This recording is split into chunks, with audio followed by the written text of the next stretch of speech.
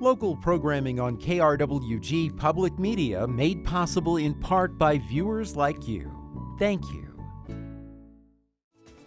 This is KRWG Public Media, TV, radio, online. News that matters. Now, across the Mesilla Valley and the borderland, the stories that shape our community.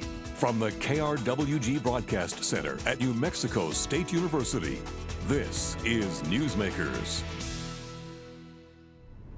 Thank you for joining us on this edition of Newsmakers. I'm Madison Staten. Governor Michelle Lujan Grisham recently announced her intent to pursue a 7% raise for education personnel on the state level. I spoke with one Las Cruces Public Schools staff member to learn why that fight is so personal. Long after most Cesar Chavez Elementary School students have gone home, Associate Librarian Rosella Sosa is still hard at work. There's a book fair to prepare for, COVID cleaning procedures to follow, and stories to check in. For Sosa, the students make it all worth it. Every day you come here and just to see their little faces and, hey, Miss Sosa, and just to listen to their stories or laugh with them, sometimes cry with them is what inspires me to get here every day. Her role within the Las Cruces public school system isn't without sacrifice. The librarian has had to take on a second job for greater financial stability. To not be able to just live comfortably every day without having to wonder, am I going to be able to cut it this month? Am I going to be able to pay everything that needs to be done? That's not fair to come here every day and give these kids my 120%. I need to be able to survive. Diagnosed with an autoimmune disease in 2006, Sosa not only has to budget for high-cost medications, but also manages large amounts of pain despite working 7 days a week. It's pretty debilitating at times, so my joints are just stiff and I'm in a lot of pain most of the time. Your rheumatologist or any autoimmune specialist is going to tell you you shouldn't work more than 40 hours a week. Here I am working 7 days a week. So it's not the best choice for somebody in my condition, but at this point, with what's happening in our world and the economy, I just can't do without it right now. Second jobs are a reality for many LCPS employees, and one reason unions have been advocating for better pay. In early December, the district reached a tentative agreement to provide a 3.5% raise to both certified and classified staff following a 9-month bargaining process. Denise Sheehan, the president of the Las Cruces chapter of the National Education Association, says the district worked hard to move closer to the original 4.5% union proposed increase. It's definitely a step in the right direction as far as recognizing the additional work that all of our educators are having to endure during the pandemic. I think this was a breath of fresh air for all of our educators who are really feeling like they're going to leave the profession. I think this might help them think twice before leaving and just seeing that there is, a glimmer of hope. According to Sheehan, educators within the district are currently making around $54,000 annually. NEA Las Cruces says the average rate of pay for district teachers rose almost 10.5% between 2017 and 2021. It's lower than the statewide average for the same time period, which increased at a rate of around 16%. LCPS Deputy Superintendent Gabe Jaquez, the Chief Negotiations Officer for the district, says LCPS has been listening to employee concerns. We definitely listen. We work tightly with our labor partners throughout the process. We don't always agree, and that's part of bargaining. That's part of life.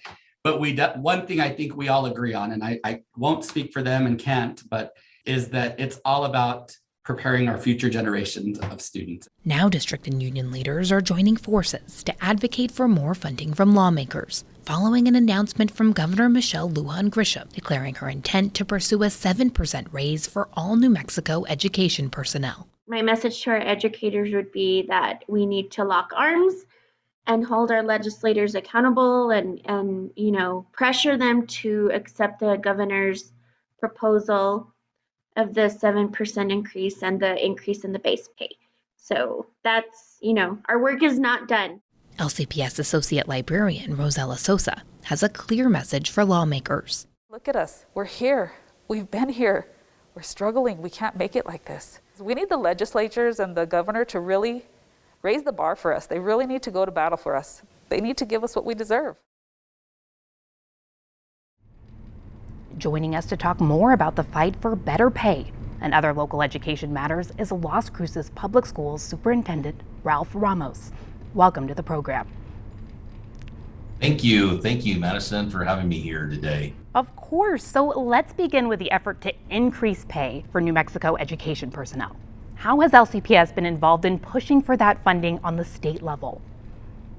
You know, we've been working with our local legislators, and I really want to reach out and thank them for all the efforts and really probably getting bombarded by the public, on this topic. But it is such an important topic that, everyone here at LCPS, my whole executive team, we've been doing a lot of analysis to really be competitive, to really draw in a lot of employees and stuff. And, we have a strategic plan that really, we have a lot of great things in store for the next 10 years. And this strategic plan, we rolled it out, and it's a global view. But, in order to make all these great things happen, we need quality people, and we need to, retain people, but also we need to be competitive with the real world that's out there, because we want to attract people to our district. And I strongly believe we're doing a great job with that. But to keep them, we also need to get the pay, and we've been working with local legislators, and they know the whole strategic plans. They know our needs are, because it's not only about teachers, it's about all the employees with LCPS, because everybody has an important niche in our system, and it impacts kids in a positive way. So, we have custodians, we have EAs, we have, of course, the teachers, even administrators, that we need to be competitive at all these levels. And I know that our local legislators are well aware of that, and they're hopefully prioritizing to, get us some support on that. Even throughout this whole country, we're seeing some trends that we're losing, educators, and it's the big, huge reason is the pay that's involved. And the legislature isn't the only place we've seen education leaders fighting for better pay. LCPS recently completed a 9-month bargaining process. Can you talk to me a little bit about why that process was so lengthy?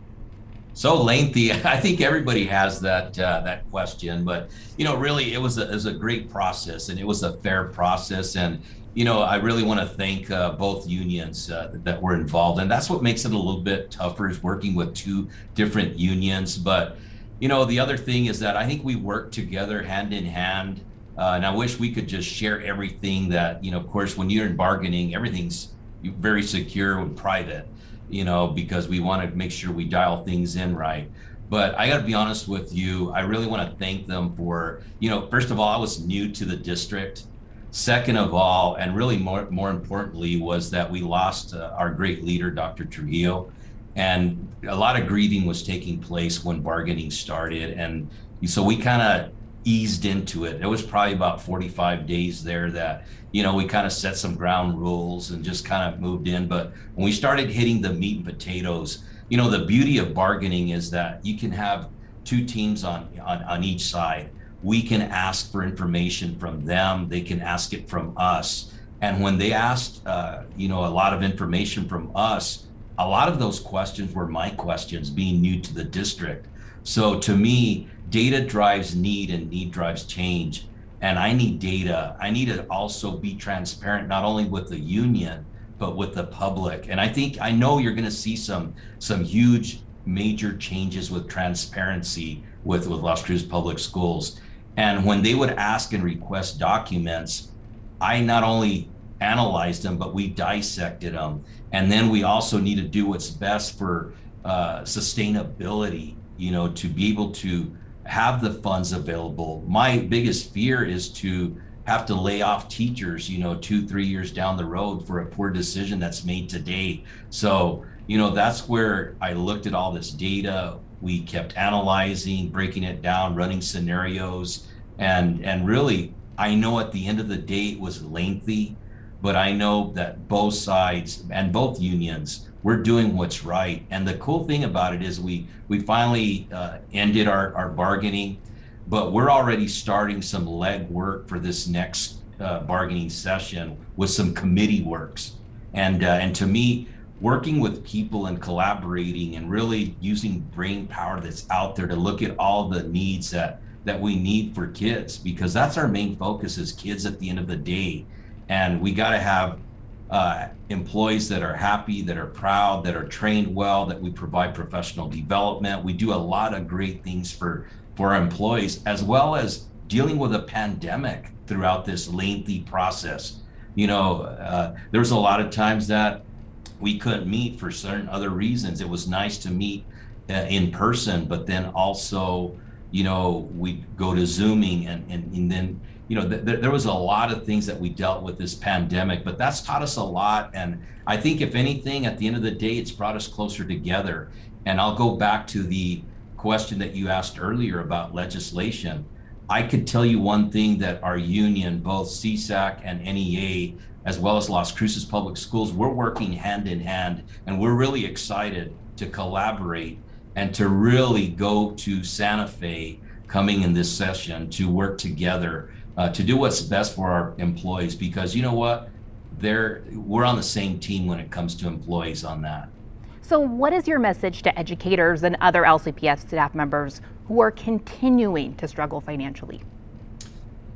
I was a teacher myself, have a lot of experience with a lot of different situations for 28 years in Las Cruces. This is my 29th year now. And society changes every day. Careers change, and that's one of the things that's challenging right now, but it's also exciting, is to provide opportunities for our students to really grow with experiential type of learning and to give them hands-on experiences for different careers. But careers nowadays, they change often. We're in the business to keep quality teachers here. And to me, it's working together and just keep driving that, hey, we do appreciate you. And, you're going to see some neat things for teachers. And I know it's not money. And, I know I could tell you one thing, there's a lot of high paying people in this world, in this country, in this city that are not happy, and it's never enough.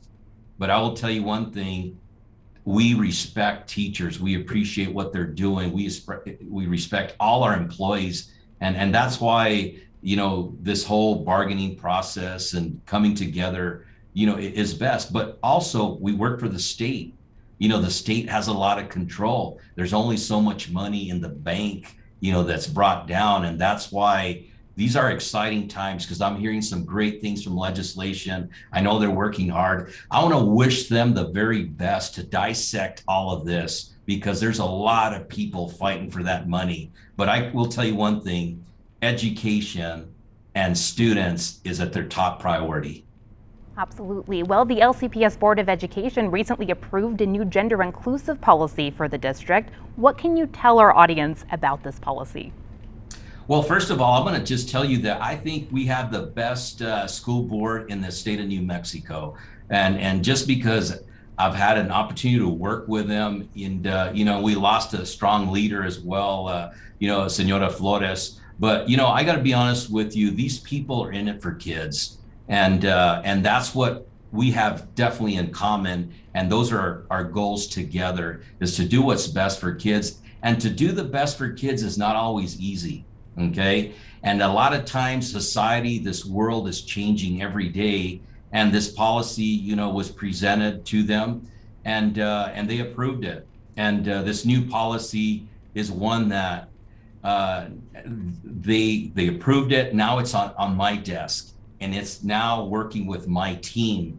And I will tell you that we are working on a new system with Las Cruces Public Schools. Again, for transparency, for collaboration is another big one, is to bring in different views and have a respectful, variety of people to participate in that committee to build the regulations, to do what's best for kids. But I will tell you at the end of the day, when we build this regulation, that we are going to have a safe place for every student in Las Cruces Public Schools. I want them to have a place to go to seek help and to train our people that are helping them to do the right thing for students, no matter who you are, and it just doesn't matter. So that is kind of where we're at, and I'm excited to work with this regulation, and looking forward to bringing this committee together. So under this new policy, what specific training will staff actually be getting? Okay, and really, staff's already getting training. We're acclimating everyone to really our bully proofing model. And that bully proofing model is a global system to get everyone on board. And I'm glad that we're talking about this on this show, because I need Doñana County, I need Las Cruces, New Mexico, I need the city, everybody together. And really, I wish this would be adopted everywhere. We all commit to no bullying, no violence, and no drugs. With that comes high expectations. Don't participate, walk away, tell an adult. You can tie that in with any issue that happens. And the thing about it is, we're in education. We're here to teach others. And to me, we got to educate our students to be able to trust our adults to go in and ask for help. And that's number one. But once they come to adults, it doesn't matter if you're a security guard, a principal, a custodian, an EA, a teacher, counselor. It's our responsibility to do the right thing, given the different diversity of issues that are given to us with bullying, whether it's cyberbullying, gender issues, you name it, we deal with it. And that's our business, to provide a safe learning environment, and we learn to grow from that, on that. But that's something that I take really serious, and I see the culture shifting here in Las Cruces with that. And so with a new COVID variant, let's pivot a little bit, concerns about safety in schools are once again rising. What recent COVID trends is the district currently seeing? All right, yes, data drives need and need drives change, and data is what drives us right now. And one of the things that I do appreciate is, the county working with us with the reports, because it's not only about Las Cruces Public Schools. It's about our county and where our numbers going, and they vary. One of the things that I control is that we got to control when students walk through our doors, we have to provide a safe learning environment. So I'm really stuck on prevention is a huge one. Our facilities disinfected, cleaned, daily, to have that learning environment ready every day for students. Number two is, actually that's part of number one is prevention, is we've got to continue educate. And I think as a really, even as a state, we are lacking reminders to wear masks properly. Wearing a mask under your nose isn't going to cut it. You got to wear it properly. And I got to be honest with you, I'm even looking at a K&N mask. I hear that this mask is more effective, but really we got to wear them properly, whatever you choose to wear. And I think people tend to forget that. Okay, so prevention is very important. The other thing is, getting your vaccine. We encourage that, and we're seeing higher numbers of people getting vaccinated. But not only that, getting your booster.